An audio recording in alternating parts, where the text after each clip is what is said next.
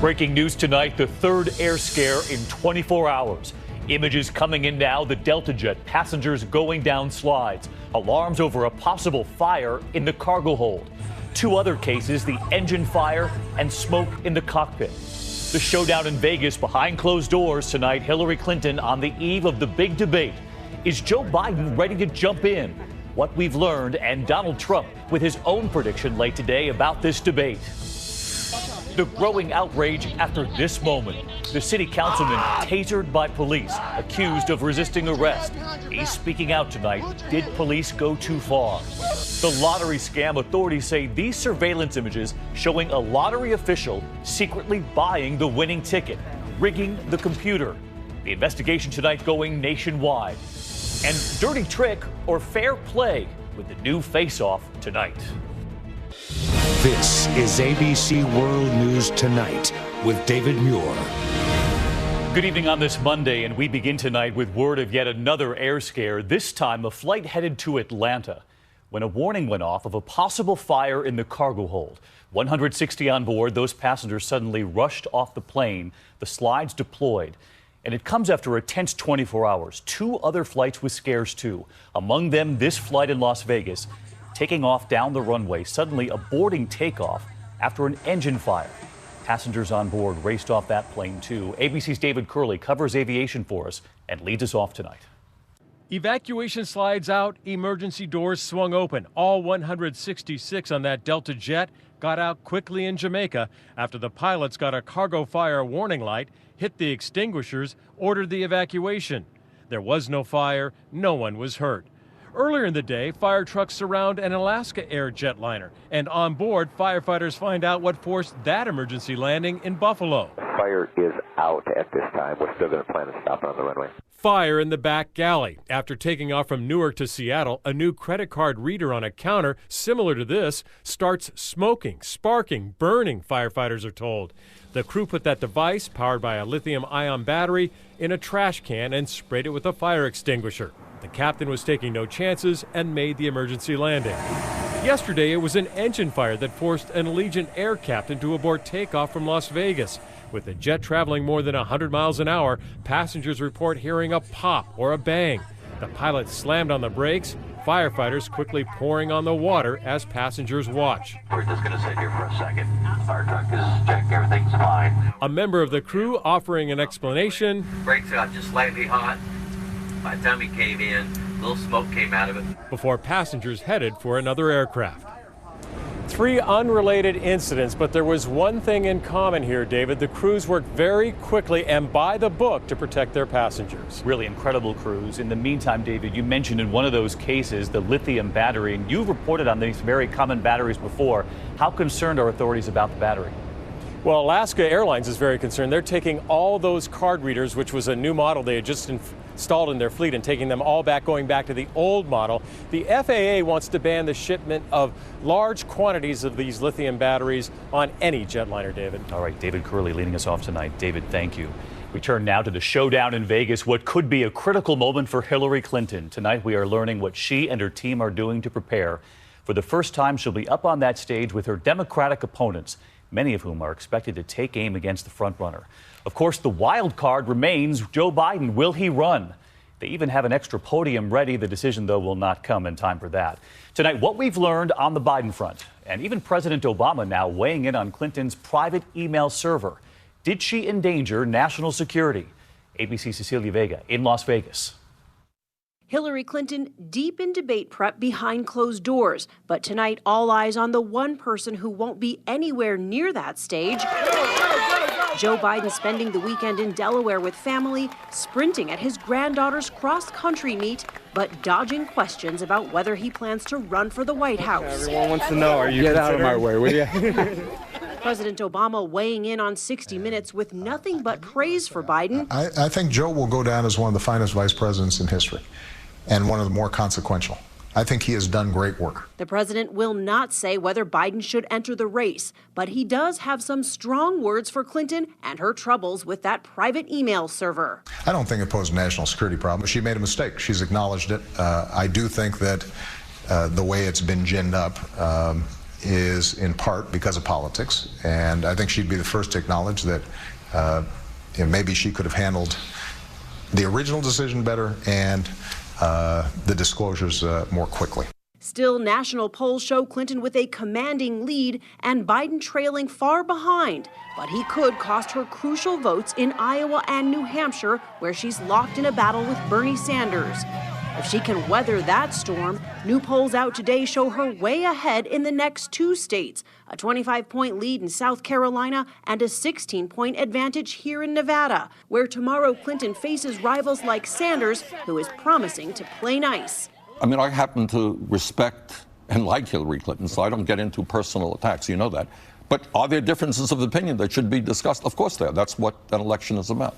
Debate organizers still hoping Joe Biden surprises everyone and shows up. They even have a podium ready for him, just in case.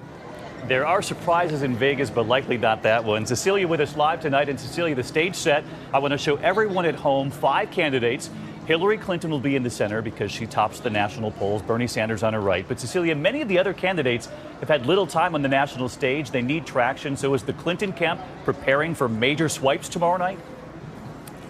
Well, anything is on the table, David. We know Hillary Clinton has been holding mock debates, her aides playing the role of some of her rivals. But you're right. Some of these candidates, the goal is very simple for them tomorrow. They need to make a name for themselves. They need to make a first impression. For Hillary Clinton, everything is on the line. She can make no mistakes. And David, we just found out that Hillary and former President Bill Clinton have just now landed in Las Vegas. They're ready. All right, Cecilia Vega, we'll see you from Vegas this time tomorrow night. In the meantime, on the Republican side tonight, frontrunner Donald Trump weighing in on the Democrats and their big debate, saying viewers may only last 10 minutes watching the debate before falling asleep. Those were his words. Tonight, President Obama weighing in on Trump. Does he think Trump could actually win the White House? Here's ABC's chief White House correspondent Jonathan Karl. He was the main attraction at Republican debates that have drawn record audiences. But today in New Hampshire, Donald Trump predicted tomorrow's Democratic showdown will be a snooze. Well, I think it's not going to be very well rated because Trump isn't in the debate. I'm only kidding. I think it's not going to be highly rated. I think it's going to be, you're going to watch it for 10 or 15 minutes. People are going to get bored and turn it off. Trump's decisive lead in the Republican primary battle shows no sign of waning.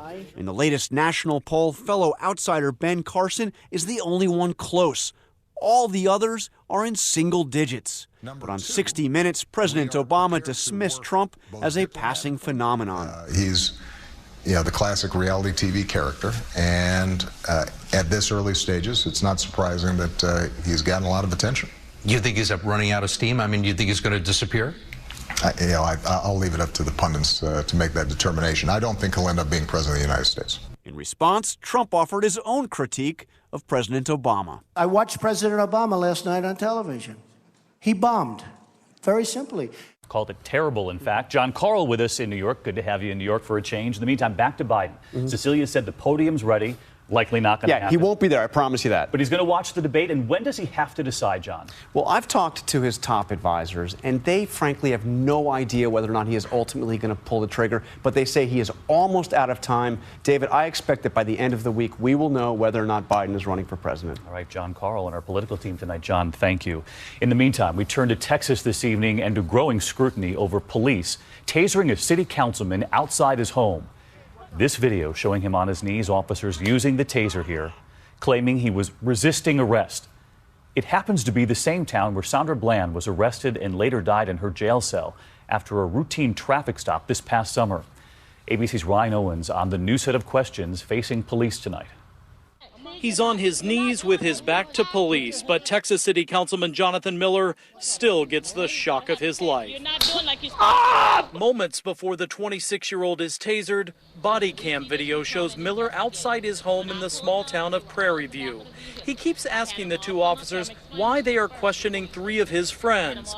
They say gathered to rehearse a dance tradition. Police say they are investigating reports of suspicious activity in the neighborhood, and Miller is interfering.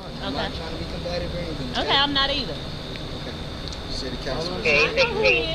You can see how quickly tensions escalate as neither side budges. I'm telling you one more time, man, go over there before you go to jail.